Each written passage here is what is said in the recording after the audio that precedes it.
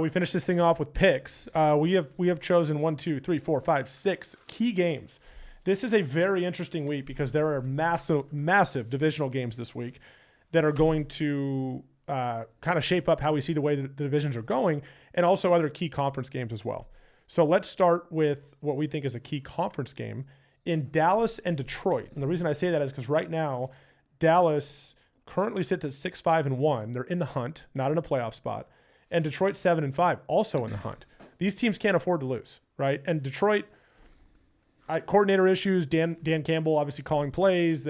They miss Ben Johnson. There's no question about that. They've been a little stagnant offensively. Offensive line has not been as dominant this year. Dallas at Detroit on Thursday Night Football. Short week, Nick.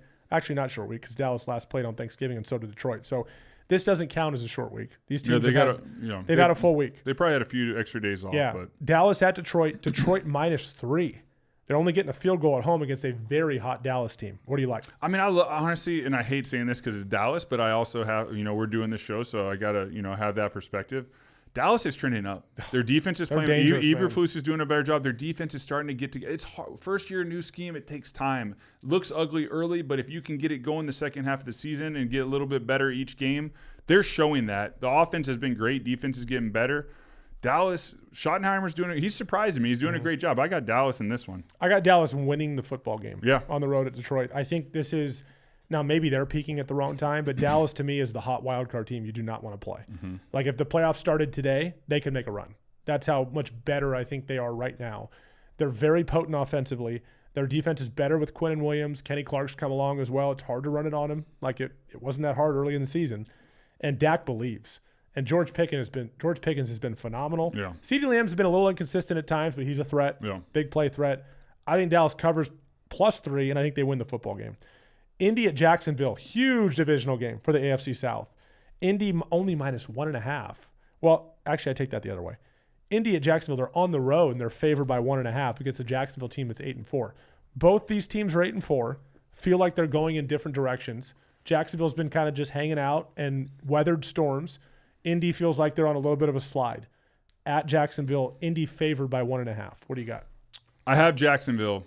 Indy struggles in Jacksonville historically. Even like when I was in Jacksonville, when I was in Indy, like Indy struggles in Jacksonville. So I'm surprised that they're picked in this game just with what's going on. So I got Jacksonville in this one. I do too. Trevor Lawrence has not been amazing. I just mentioned before he's like 35th or whatever, and he's 38th in passer rating amongst all active quarterbacks. And there's probably some people listening like, how's that possible? There's only 32. Well, there's backup quarterbacks playing. But yeah, and those numbers are skewed. 38 is the raw number, but like some guys haven't played that much and they're ahead of him. I mean, that's not good for how much you're paying the guy. Yeah, he's bottom third. Let's put it that way in the league. He should be top third. I got Jacksonville winning this game. There's a lot of belief there. Liam Cohen's done a nice job of keeping these guys. Like they started well, then they kind of fell off, and then now they found their way again. It's an 8-4 football team at home. I got Jacksonville, and I think next week we're having the same discussion. Like, man, Indy's now flirting with some serious problems. I believe in Shane Steichen, but I just don't know that he and Daniel Jones are far enough along offensively for Daniel to really take over this thing. And like we said earlier, the later the season gets, it goes from winning with quarterbacks to winning because of quarterbacks. And that's the transition Indy has to make, and I don't think they're there yet. Pittsburgh at Baltimore. This is huge. So one team from this division is going to make the playoffs in the AFC North. And it's either going to be Pittsburgh or Baltimore. Pittsburgh is on a huge slide. They've lost 5 of 7. Baltimore had a really bad loss against Cincinnati on Thanksgiving. Didn't see that one coming. They had won 5 in a row. Then they lose to Cincinnati. They only scored 14 points against a bad defense in Cincinnati, but Joe Burrow's back. Lamar Jackson's not himself. His last 3 games, you're like, dude, are you not healthy? Like, no touchdowns, 5 interceptions, I believe. Not the same player right now. Baltimore's laying 6 points at home to Pittsburgh. But then again, Pittsburgh, it's like, what the heck are they, right? Baltimore -6. Yeah, this one was tough for me. Instantly, I'm thinking Pittsburgh, but then I'm like, man, there's a lot of things that Aaron said in the media. This week for Pittsburgh is how does the team respond to the leadership of Mike Tomlin and Aaron Rodgers, really? Mm-hmm. That's what my determining factor. I have Baltimore in this one covering just because I just know this part of the season you've been struggling. Locker rooms can be a little feisty. Guys can be a little bit in their emotions. And they're in Pittsburgh, there hasn't been a lot to be super happy about, a lot of great feelings. So I do think Lamar's been playing poor he hasn't been playing himself. He hasn't been himself. But at some point, you would think that it's going to come out. Yeah. Like he's finally going to put a 4-touchdown performance together. Is this the game? Might be. But I have Baltimore in this one. I think Baltimore wins. I do not think they You don't cover. like the 6? I think 6 points is too much. Pittsburgh has some character as a team, and I think Mike Tomlin has character as a coach, and they're going to fight. This team's not going to roll over, even though it did not look good against Buffalo. 249 rushing yards allowed. That doesn't bode well for Derrick Henry when you got to go play against him. But I think this Pittsburgh defense will accept the challenge. They'll be better. I don't think Lamar is going to be right after another week. I think he's still just off, and this Baltimore team is still off. I think Baltimore wins. I think it's a close game, and I think it's inside of 6 points. Chicago at Green Bay. Huge NFC North matchup, right? The Bears right now are 9-3. Green Bay is 8-3-1. So the winner of this game becomes the first place team in the NFC North. It's the first of 2 matchups. These teams have not played each other yet. Green Bay's played Detroit twice, but they have not played Chicago. These are great. Exciting. And we keep doubting Chicago, and they just keep showing up. So like last week, Chicago was a 7-point dog at the Eagles. They went outright. Chicago at Green Bay. Green Bay is favored by 6.5. Look, we've praised Jordan Love on this show, and we've criticized Jordan Love on this show. So far this year, Jordan Love is 8-3-1. He's a 67% passer, 19 touchdowns, 3 interceptions, 104 passer rating. So he hasn't been perfect all year long, but you look at the big picture, and Jordan Love is a very good quarterback. The games they've lost, the defense have played well, but Jordan Love has sort of disappeared. The offense has disappeared. They seem to be playing much better ball right now. They look good on Thanksgiving, right? Going and beating the Lions. Chicago at Green Bay. Green Bay laying 6.5 points at home against Chicago. Yeah, I mean, I'm a believer in what Ben Johnson in Chicago's doing. I think that there's a lot of good mojo. He got the fans free hot dogs from the Wieners Circle, because he took off his shirt in the locker room after the game. Therefore, they're giving all the fans free hot dogs. I don't know the specifics, but I remember there was something along the line. So I know there's some good mojo there. I think 6.5 points is way too many points. I think they can win this game. I'm with you, Nick. Chicago is – so there's – you might say, hey, this is not sustainable. I'll tell you 2 things that are sustainable.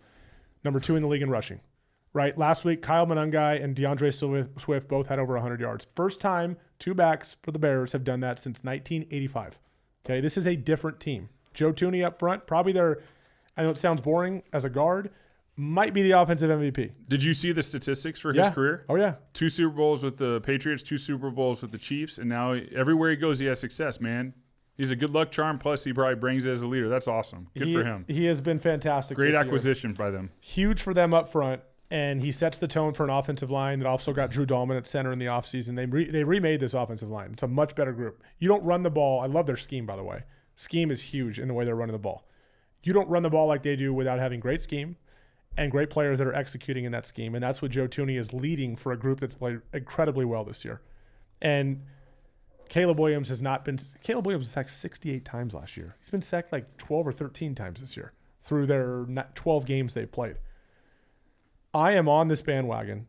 I think they cover 6.5. And because of the way they run the football and maybe getting a couple big plays from Caleb in that receiving core, I think they win at Lambeau.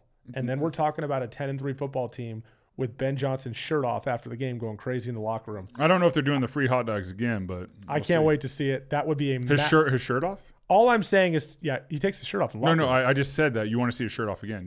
Yeah, I mean, he's pretty jacked. He's flexing in there and everything. And respect for him for being in like decent shape, man. It's hard to train during the season when you're a coach. You're usually eating donuts and random stuff, so he's staying on it. Good for him. All I'll say here, and the books are, I think, trying to catch us off guard. Man, 6.5. They're begging us to take Chicago. The books are. Okay, I understand that. But take Chicago plus 6.5 and sprinkle some on money line. I'll bet you it's plus probably 250 to something in those range. Good odds. The Bears are dangerous.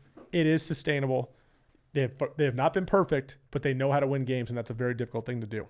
Sunday Night Football, this is a big one. Houston, one of the hottest teams in football, best defense in football, 2 edge rushers, both over 10 sacks. They are dangerous. They go play Kansas City.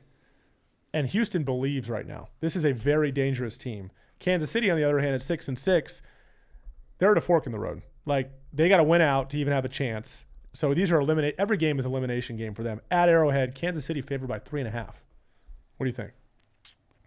I mean, I do think, with the last 5 games that the Chiefs have, that they actually can win out. I really do think they can win. I think they can too. I would be very impressed if Houston goes into Arrowhead, even with the Chiefs going on what they're doing this season, and they win the game, though there is 3.5. I'm going to go with the Chiefs on this one. I am. I think that they know they got to win out, and I have a tough time going against Andy. Yeah. I really do. Do you think they cover 3.5? I think they do. I'm trying to find their previous matchups. I mean, in Arrowhead, Chiefs beat them in the AFC divisional round 23-14, and then a regular season matchup the same last season as well. Chiefs beat them 27-19. So I know it's a different season, different team. Chiefs were only winning games close last year, but I think Houston will struggle in Arrowhead. I agree with you. Houston's hot. It's a good football team. The defense is really good. They didn't start very well. Kansas City paid 3.5. I think it's a bit much. The hook is what concerns me, the half point. I think Kansas City wins this game. I'm okay taking 3.5. I'm not going to bet against them at home. They're in a must-win. They've been in a must. They kind of were borderline must-win at Dallas, too, and they lost that game. Mm-hmm. But at home, I'm going to go Chiefs, minus 3.5. I'm a little reluctant, but I do think they win. It's just the hook, the half point that I'm a little bit hung up on, but I'll take it. Yeah, if it was 2.5, it'd be easier, yeah, a lot easier. But you can buy that down. You're just going to pay some money for it. But I got Chiefs winning by 4 or more in this game and keeping themselves alive. It doesn't destroy Houston's season, although Houston does need to win. They don't have a whole lot of breathing room. Right now Houston's in the hunt at 7-5. Falling to 7-6 would not be good for them either.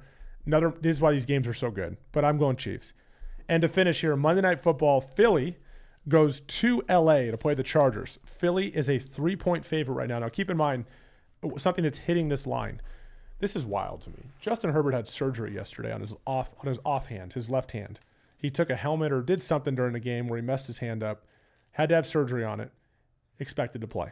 Okay, it's his offhand. They can wrap it up, all those things. It's wild. This guy was under the knife yesterday, and he's playing this week. Probably has something to do with why Philly's minus 3, although I think Philly would probably be favored by at least a point in this game, even going to the Chargers. Philly at the Chargers, Monday Night Football, Philly minus 3. Keep in mind, Herbert had surgery yesterday. Yeah, Herbert's a tough dude, but he's been taking hits all year, left and right. I think Vic Fangio, especially after what happened to the defense last game, he's going to be having something dialed up. Defense is going to be out for blood, something to prove. Hopefully they're listening to the season pod and making some micro changes. Maybe Frank's talking to them. Kevin's in the box. We'll see. They make those changes. I got Philly in this one. I feel good about this. Let's get back on track. I do too. I think the Chargers I mentioned have one of the 3 softest schedules in the league this year. It's still the NFL. I know these are hard games to win, but the Chargers have been up and down, and obviously so have the Eagles. I don't see the Eagles falling to 8-5. I think they progress to 9-4. I think they get key plays. I think the defense plays much better, and the Eagles start the process of just getting back on track and playing better ball by the time we get to the playoffs. So our suggestion there, we're on the same page on that, is Eagles minus 3. There was only one we were different on. Yeah, Eagles minus 3.